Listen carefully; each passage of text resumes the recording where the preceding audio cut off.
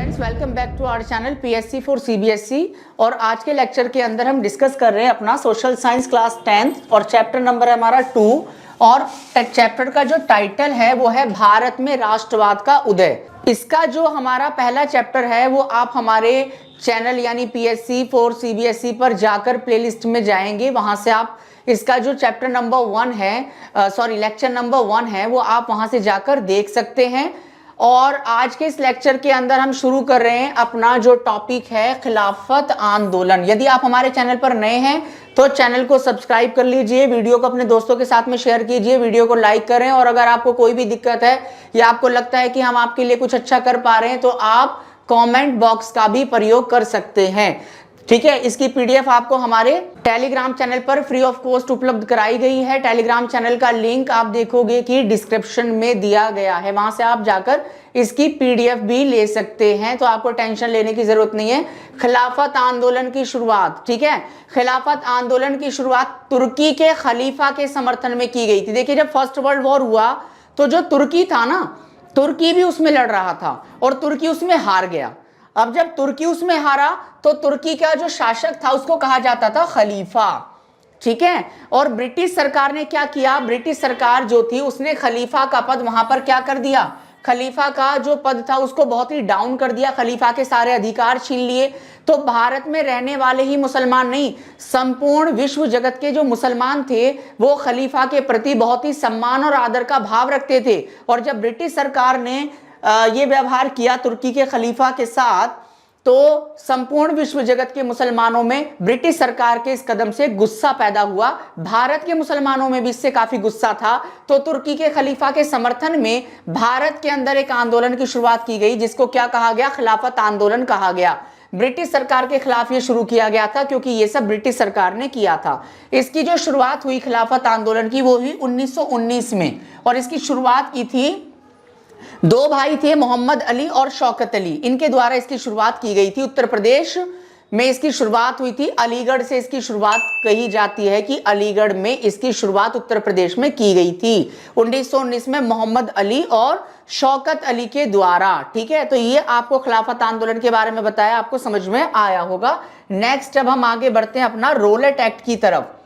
देखिए, roulette act, British न्यायाधीश जिनका नाम था सर सिडनी रॉलेट, क्या नाम था इनका, सर सिडनी रॉलेट। और इनके द्वारा ये जो कानून था जिसको रोलेट एक्ट कहा जा रहा है, इसका जो प्रारूप था, इसका जो ढांचा था वो तैयार किया गया था। इसीलिए उसी के नाम पर, इस ब्रिटिश न्यायाधीश सर सिडनी रॉलेट के नाम पर इस कानून का नाम रोलेट एक्ट रखा गया, यानी ये कानून रोलेट एक्ट के नाम से जाना गया। अब रोलेट एक्ट की मुख्य बातें कौन कौन सी हैं, ठीक है।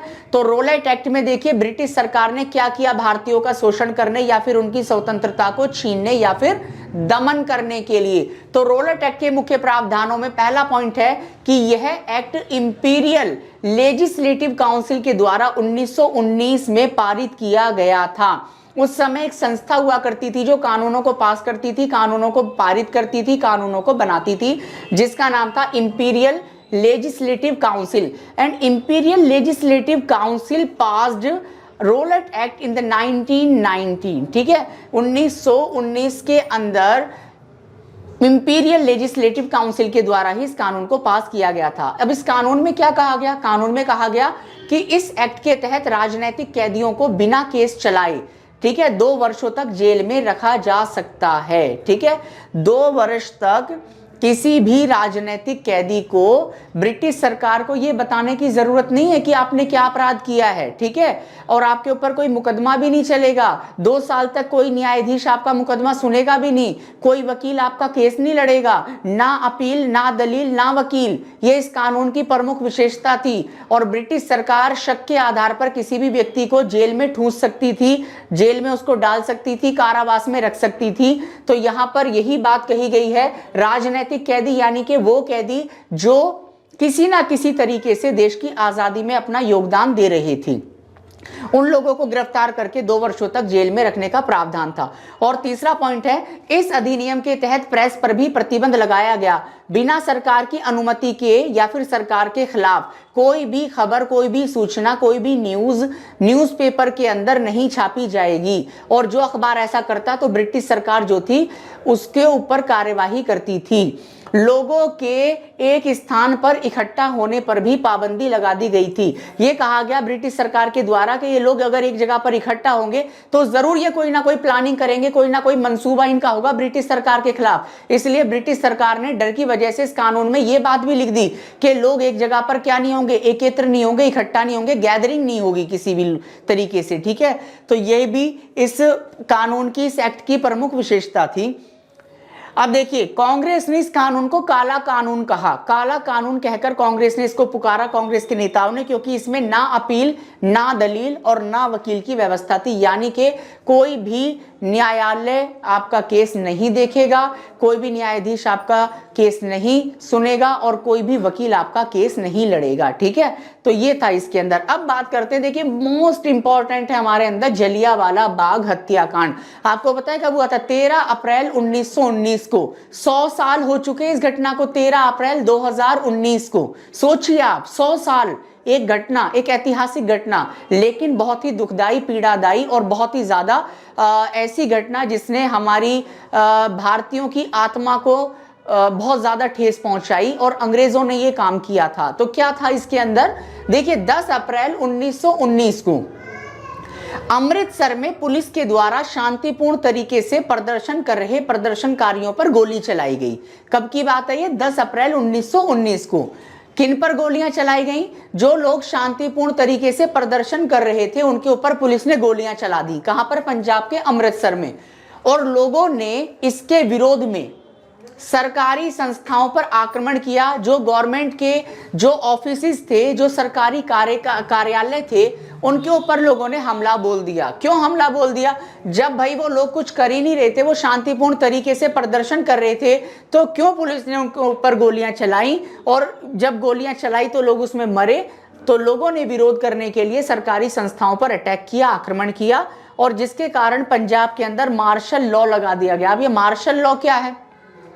मार्शल लॉ एक तरीके से आप ये मान लो, जैसे कहते हैं ना कर्फ्यू लगा दिया, तो कर्फ्यू है एक तरीके का, मार्शल लॉ लगा दिया गया। 13 अप्रैल की बात है। 13 अप्रैल 1919 को लोग जलियांवाला बाग में इकट्ठा हुए और इस निहत्ती भीड़ पर, निहत्ती यानी जिनके पास में कोई हथियार नहीं, जिनके पास में कोई बंदूक नहीं, जिनके पास में कोई लाठी नहीं, वो बिल्कुल निहत्ते, उनके हाथों में कुछ भी नहीं, निहत्ते वो लोग कहाँ गए? निहत्ते वो लोग अपना विरोध जताने के लिए एक तरीके से जलियांवाला बाग में क्या हुए? इकट्ठा हुए। और निहत्ती भीड़ पर जनरल डायर ने अपने सैनिकों से गोलियां चलवाने का क्या दे दिया? आदेश दे दिया। अपने सैनिकों को कहा कि शूट किया जाए, ठीक है, इन लोगों को। और इस घटना के अंदर सैकड़ों की संख्या में लोग मारे गए। इस घटना के विरोध में महात्मा गांधी ने केसरे हिंद और रविंद्रनाथ टैगोर ने सर की उपाधि को वापस लौटा दिया था ब्रिटिश सरकार को। क्योंकि देखिए, महात्मा गांधी को ब्रिटिश सरकार ने एक उपाधि दी थी, एक टाइटल दिया था केसरे हिंद, और रविंद्रनाथ टैगोर ने सर की उपाधि उनको दी गई थी ब्रिटिश सरकार के द्वारा। तो दोनों ने ही अपनी उपाधियां लौटा दी। क्यों लौटा दी? एक तरफ आप हम लोगों को क्या दे रहे हो? टाइटल दे रहे हो, उपाधियां दे रहे हो, हमको सम्मानित कर रहे हो, और दूसरी तरफ हमारे ही लोगों को गोलियों से मार रहे हो आप। इसीलिए महात्मा गांधी ने और रविंद्रनाथ टैगोर ने क्या किया? उन्होंने इसका विरोध करते हुए जलियांवाला बाग हत्याकांड का जो लोग मारे गए उनके प्रति अपनी संवेदना को व्यक्त करते हुए उन्होंने अपनी जो उपाधियां थी उनको ब्रिटिश सरकार को वापस लौटा दिया था। और इसके बाद में एक बहुत बड़ा आंदोलन भारत में शुरू हुआ था, असहयोग आंदोलन। तो सबसे पहले तो हमें यही पता होना चाहिए कि असहयोग का ही रास्ता क्यों चुना महात्मा गांधी ने। असहयोग का मतलब क्या है? देखिए, ये शब्द है, मैं आपका सहयोग करूंगा, मैं आपका सहयोग नहीं करूंगा, यानी कि कॉपरेट करना, और एक है नॉन कॉपरेशन, यानी कि कॉपरेट ना करना। ठीक है, तो गांधी जी ने नॉन कॉपरेशन को ही क्यों चुना? गांधी जी ने ऐसा क्यों किया? तो यहां पर देखिए, हिंद स्वराज क्या है? हिंद स्वराज हिंद स्वराज एक किताब है। किसने लिखी थी ये किताब? महात्मा गांधी ने लिखी थी। महात्मा गांधी ने एक किताब लिखी थी 1909 के अंदर, जिसका नाम था हिंद स्वराज। और इस किताब में गांधी जी ने लिखा, क्या लिखा कि यदि भारतीय सहयोग करना बंद कर दें, किसका सहयोग करना, किसके साथ कोऑपरेट करना, इन अंग्रेजों के साथ कोऑपरेट करना अगर हम बंद कर दें तो 1 साल में ही अंग्रेजों को हमारा देश छोड़कर जाना पड़ेगा, क्योंकि इसके अलावा उनके पास कोई और चारा नहीं रहेगा। ये मैं नहीं कह रहा, खुद महात्मा गांधी ने अपनी किताब के अंदर लिखा। और ये किताब कौन सी थी? हिंद स्वराज 1909 में लिखी थी गांधी जी ने। वो कह रहे हैं कि भाई देखो, अगर अंग्रेजों को हमारे देश से जाने के लिए मजबूर करना है तो कुछ नहीं करना, हमको उनके साथ ना गोली चलानी, ना लाठी चलानी, कुछ नहीं करना, केवल उनका सहयोग करना बंद कर दो, उनको कोऑपरेट करना बंद कर दो, मजबूर हो जाएंगे और एक दिन अपना बोरिया बिस्तर लपेटकर अपने देश चले जाएंगे। ये गांधी जी का विचार था। 1920 में कांग्रेस के अधिवेशन में असहयोग आंदोलन का प्रस्ताव पास किया गया, क्योंकि देखिए सभी लोगों के मन में गुस्सा था, किसको लेकर? जलियांवाला बाग को लेकर। और इसी जलियांवाला बाग के बाद में असहयोग आंदोलन की शुरुआत की और इसका जो प्रस्ताव था वो प्रस्ताव पास किया गया था कांग्रेस के अधिवेशन में 1920 में। असहयोग आंदोलन के प्रमुख कार्यक्रम क्या थे? असहयोग आंदोलन में क्या क्या किया गया? असहयोग आंदोलन में किन किन चीजों को फॉलो किया गया? तो देखिए, सबसे पहले विदेशी वस्तुओं का बहिष्कार किया गया, यानी कि जो मेड इन ब्रिटिश वस्तुएं होंगी, जो ब्रिटेन की वस्तुएं होंगी या दुनिया के दूसरे मुल्कों की वस्तु होंगी, उनको हम इस्तेमाल नहीं करेंगे। हम अपने देश में बनी हुई मेड इन इंडिया स्वदेशी वस्तुओं का ही प्रयोग करेंगे। सबसे पहली बात थी असहयोग आंदोलन की यही। दूसरी बात यह थी कि सरकारी कर्मचारियों ने सरकारी दफ्तरों में जाना बंद कर दिया। तो दफ्तर कैसे काम करेंगे? क्योंकि सरकारी जो एम्प्लॉय थे, जो इंडियंस थे, जो भारतीय थे, उन्होंने दफ्तरों में और ऑफिसेज में जाना बंद कर दिया, क्योंकि गांधी जी ने क्या कह दिया कि हमें कोऑपरेट नहीं करना है। अब कोऑपरेट कैसे नहीं करना भाई? जो जहां पर काम कर रहा है वो काम छोड़ दो अपना। जैसे ऑफिस में आप काम कर रहे हो तो आप ऑफिस को छोड़ दो, तो एक तरीके से आप नॉन कोऑपरेटिव तो कर रहे हो उनका। इसके ऐसा ही किया बेटा, सरकारी कर्मचारियों ने सरकारी दफ्तरों में जाना बंद कर दिया। और जो छात्र थे, जो हमारे स्टूडेंट थे और जो हमारे टीचर्स यानी शिक्षक थे, उन्होंने भी सरकारी स्कूलों में, वो स्कूल जो ब्रिटिश सरकार ने खोले थे, उन स्कूलों में जाना, पढ़ना और पढ़ाना क्या कर दिया? बंद कर दिया। और सरकार द्वारा प्रदान की गई जो उपाधियां थी, जैसे गांधी जी को मिली केसरे हिंद की और रविंद्रनाथ टैगोर को सर की उपाधि मिली, इस तरीके की उपाधियों को भी वापस लौटाना शुरू कर दिया था। ये असहयोग आंदोलन के प्रमुख कार्यक्रम थे। अब जब ये इतना अच्छा आंदोलन था, इतना बढ़िया आंदोलन था, इसने देशभक्ति को जगाया, इतने राष्ट्रवाद को पैदा किया, तो फिर गांधी जी को ऐसा क्या हुआ कि गांधी जी ने इस आंदोलन को अचानक वापस ले लिया? तो मैंने आपको बताया भैया, गांधी जी सत्य और अहिंसा के पुजारी थे। गांधी जी ने एक ऐसी घटना घटी कि जिसकी वजह से अचानक इतने बड़े, इतने इंपॉर्टेंट आंदोलन को, मूवमेंट को वापस लेने का फैसला कर लिया। तो आइए देखते हैं जल्दी से कौन सा आंदोलन था जिसको वापस लिया। वो था असहयोग आंदोलन। और अब पढ़ेंगे वापस क्यों लिया। तो देखिए, चोरी चोरा की घटना। अब चोरी चोरा क्या है? चोरी चोरा एक जगह है, कहां पर है ये उत्तर प्रदेश में एक जगह है गोरखपुर। और गोरखपुर के भी अंदर क्या पड़ती है? चोरी चोरा नामक एक जगह पड़ती है। वहां पर ऐसा क्या हुआ जो गांधी जी ने आंदोलन को वापस लिया? देखिए, गांधी जी के असहयोग आंदोलन के दौरान क्या हुआ था? 4 फरवरी 1922 को जो भीड़ थी वो भीड़ बेकाबू हो गई। और बेकाबू और गुस्साई भीड़ ने क्या किया? गोरखपुर के चोरी चोरा के जो पुलिस का स्टेशन था, पुलिस थाना था, उस स्टेशन में आग लगा दी, पुलिस स्टेशन में। और पुलिस स्टेशन में जब आग लगाई तो इसमें 23 पुलिसकर्मी थे, यानी कि 23 पुलिस वाले थे जो बेचारे जलकर मर गए थे। ठीक है, उनकी मौत हो गई क्योंकि पुलिस स्टेशन में आग लगा दी पब्लिक ने, तो उसमें पुलिस वाले जल गए और जलकर उनकी मौत हो गई। और कितने? 23 पुलिसकर्मी इसमें मारे गए। इस घटना के बाद गांधी जी ने असहयोग आंदोलन को वापस लेने का फैसला किया। गांधी जी ने कहा कि हम अपने रास्ते से भटक गए हैं। हमारा रास्ता क्या था? हमारा रास्ता था अहिंसा का रास्ता। और जनता ने क्या कर दी? जनता ने कर दी हिंसा। और हिंसा हम अपने साथ लेकर नहीं चलेंगे, हम अपने आंदोलन को बदनाम नहीं करेंगे। हमारा आंदोलन जो होगा वो अहिंसात्मक तरीके से चलेगा। हिंसा हो गई और इसीलिए गांधी जी ने इतने बड़े आंदोलन को, इतने विशाल आंदोलन को वापस लेने का क्या कर लिया? फैसला कर लिया। तो इस लेक्चर के अंदर हमने जो इंपॉर्टेंट चीज़ें थी हमारे लेक्चर से रिलेटेड, हमारे चैप्टर से रिलेटेड, वो हमने सारी चीज़ें आपके साथ में डिस्कस की हैं। आई होप आपको अच्छे तरीके से और बढ़िया तरीके से चीज़ें समझ में आ रही होंगी और हमारे चैनल के साथ में जुड़कर आप बहुत अच्छे मार्क्स भी CBSE बोर्ड की परीक्षा में लेकर आ सकते हैं।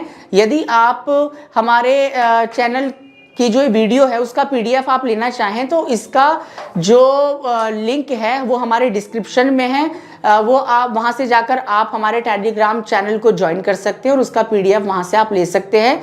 वीडियो यदि आपको अच्छी लगी है तो आप वीडियो को ज़्यादा से ज़्यादा लाइक भी करें, अपने दोस्तों के साथ में शेयर कर दीजिए और चैनल को भी सब्सक्राइब कर लीजिए। मिलते हैं अगले लेक्चर में, तब तक जुड़े रहिए हमारे चैनल के साथ में PSC for CBSE। Thank you.